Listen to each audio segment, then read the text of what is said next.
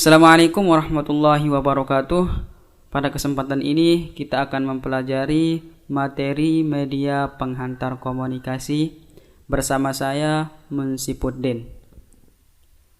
Materi ini merupakan materi pembelajaran prakarya aspek rekayasa atau teknologi informasi dan komunikasi TIK kelas 8 dengan submateri media penghantar komunikasi.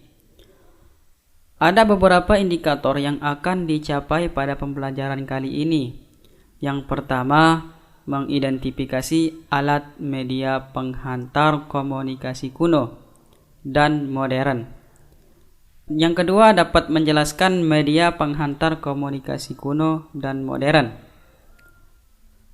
Kentongan digunakan di Indonesia sejak zaman Kerajaan Demak.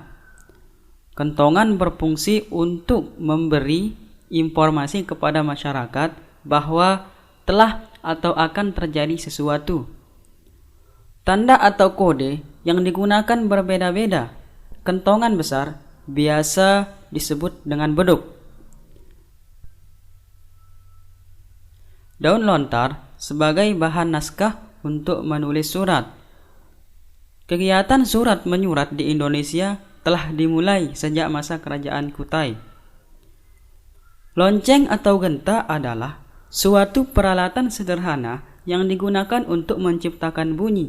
Juga digunakan sebagai penanda waktu ibadah atau beberapa ritual. Merpati pos adalah burung merpati yang dilatih untuk mengantarkan surat atau pesan. Prasasti adalah piagam atau dokumen yang ditulis pada bahan yang keras dan tahan lama.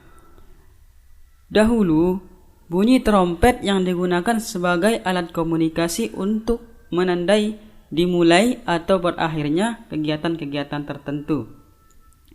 Trompet keong sejak dahulu telah dijadikan sebagai penanda perkumpulan atau terjadinya suatu peristiwa agar kita dapat berkumpul. Secara umum, sinyal asap digunakan untuk mengirimkan berita. Sinyal bahaya sebagai tanda darurat untuk mengumpulkan orang banyak ke suatu tempat.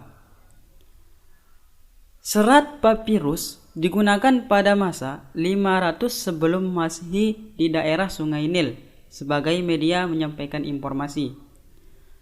Piktografi digunakan pada masa 3000 sebelum Masehi di Sumeria. Piktografi berupa simbol-simbol yang apabila disusun bisa menjadi kata atau kalimat atau bahasa yang memiliki makna tertentu.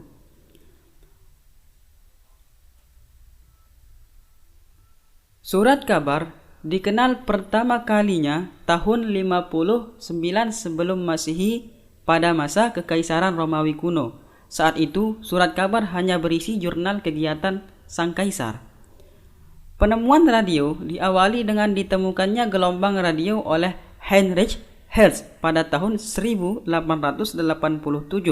sekitar 10 tahun. Kemudian, Guglielmo Marconi membuat radio pertama, tepatnya tahun 1897.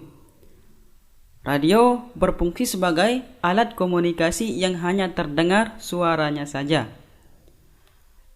Televisi adalah sebuah alat penangkap siaran yang bersuara dan bergambar. Televisi berasal dari dua kata Latin, yaitu tele artinya jauh dan vision yang berarti tampak. Jadi, televisi berarti melihat jarak jauh. Dan televisi ditemukan pertama kali oleh Paul Nipkow pada tahun 1883. Mesin fax adalah peralatan komunikasi yang digunakan untuk mengirim dokumen dengan menggunakan suatu perangkat yang mampu beroperasi melalui jaringan telepon dengan hasil yang sangat serupa dengan aslinya. Telepon merupakan alat komunikasi yang dapat mengirim pembicaraan melalui listrik. Sejak 3 April 1973 telah dikenal handphone. Handphone memungkinkan orang bisa berkomunikasi kapan saja dan di mana saja yang ada sinyal handphone. Handy-talkie adalah alat komunikasi menggunakan sinyal frekuensi tertentu sebagai pemancarnya.